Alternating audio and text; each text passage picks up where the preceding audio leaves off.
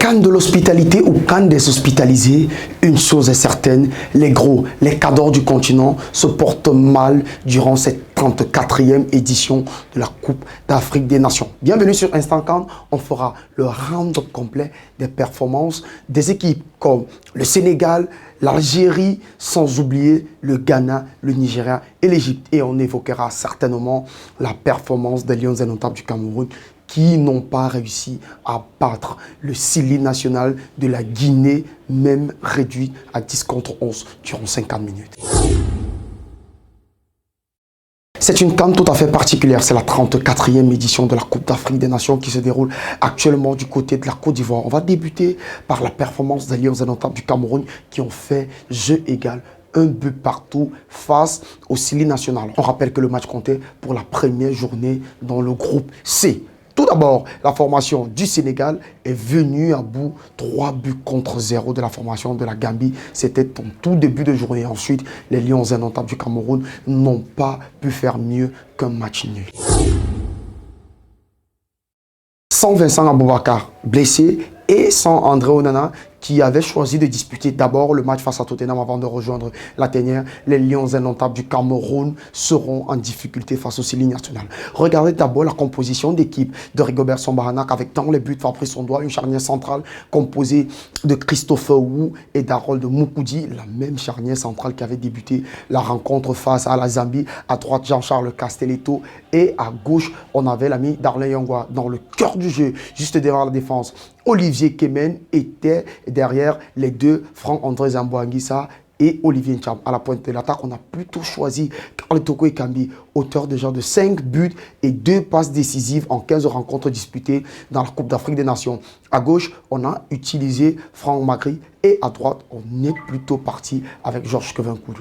Des choix un peu discutables parce que sur les 27 joueurs convoqués par Rigobert Song-Bahanac, on sait qu'on a 3 latéraux, à savoir l'ami Malcolm Bokole des Girondins de Bordeaux, Enzo Chato de Montpellier. Et de notre côté, on a aussi Junior Chamade de Stoke City, qui est un profil qui peut évoluer à la fois avancé et reculer sur le côté droit. Des interrogations se posent aussi sur le choix et la décision de Rigobert Song-Bahanac et de Sébastien Mille d'avoir fait débuter à la pointe de cette attaque Karl Toko Ekambi au lieu de Franck Magri. Mais c'est un choix, des choix qui n'ont pas été tout à fait payants, puisqu'à la 10e minute, sur un ballon premièrement repoussé par Fabrice Ondoa et sur une mésentente au niveau de la surface de réparation, Bayo, le Havrais, va permettre aux étalons de mener sur le score d'1 but à 0. Les Lions indomptables vont pousser et manquer quelques occasions, mais en fin de première période, gros fait marquant, c'est peut-être le tournant de cette rencontre. François Kamano, qui était déjà titulaire avec cette formation du Sili national en 2015, quand les Lions indomptables avaient fait jeu égal, un but partout du côté de Malabo, va écoper d'un carton rouge pour avoir piétiné l'ami Franck Magri. Et c'est un carton rouge qui sera checké à la VAR, puisqu'il avait d'abord écopé d'un carton jaune avant que monsieur Ibrahim Moutaz ne parte vérifier avec l'arbitrage vidéo et décide de lui donner un carton rouge. Le Cameroun ira à la mi-temps mené 1 but à 0 par le Sili national au retour des vestiaires. 6 minutes plus tard, Franck Magri va égaliser sur un très bon service de l'attaquant de Damas, Georges Kevinkoudou, sur une tête bien smatchée qui va tromper la vigilance du portier de 34 ans, Ibrahim Koné. Un but égalisateur qui va remobiliser les troupes, mais les Lions vont manquer d'inspiration jusqu'en toute fin de partie où Karl Toko Ekambi va se mettre en évidence et essayer de tromper la vigilance d'Ibrahim Koné, mais fort heureusement pour le Sili national, le portier était dans un grand jour.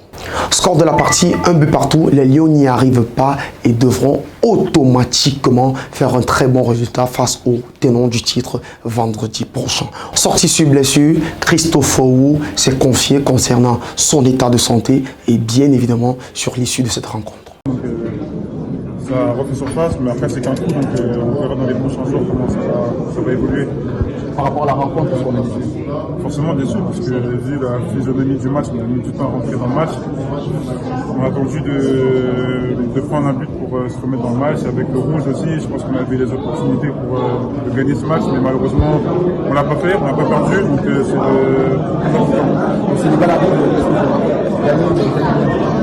faudra gagner dans tous les cas, c'est une compétition. La manière, on s'en fout tant qu'il y a les 3 points et que se projette pour les prochains tours. Qu'est-ce que vous avez pensé de l'équipe de Guinée si vous voulez dire un mot?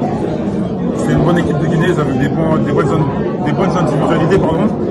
On sentait qu'ils avaient leurs supporters avec eux. Donc ouais, une bonne équipe. Est-ce qu'il faudra... On le disait dans notre préambule, c'est une CAN tout à fait particulière puisque beaucoup d'équipes, beaucoup de cadors, beaucoup de favoris n'arrivent réellement pas à trouver leur marque. On prendra peut-être le cas du Nigeria qui a fait jeu égal un peu partout face au Mozambique. Un autre cas qui démontre à aisance que c'est une CAN tout à fait particulière, c'est la défaite des Black Stars du Ghana, 2-1 face à la formation du Cap-Vert. 7 fois vainqueur de cette compétition, le pays le plus titré qui n'est autre que l'Égypte, elle aussi a concédé le nul, 2 partout face à la Guinée équatoriale. Voici donc pour vous le classement officiel à l'issue de la première journée dans le groupe C en ce qui concerne le groupe des Lions indomptables qui est considéré comme le groupe de la mort. Le Sénégal est leader de ce groupe avec 3 points et une meilleure différence de but puisqu'elle a marqué 3 buts sans en encaisser un. Derrière, le Cameroun est deuxième avec 1 point, suivi de la formation de la Guinée avec 1 point. Bon dernier de la classe, la Gambie, 0 point, affrontera le Sili national pour le compte de la deuxième journée quand le Cameroun sera en train de croiser le fer aussi de son côté face à la formation du Sénégal. Mesdames, Messieurs, c'était tout pour ce numéro d'Instant CAN. Nous espérons bien évidemment que vous avez aimé. N'oubliez pas de laisser toutes vos réactions en commentaire et de nous contacter, pourquoi pas, pour pouvoir avoir une plage publicitaire lors de nos différents contenus. Allez, à nous revoir, à bientôt les amis. Ciao.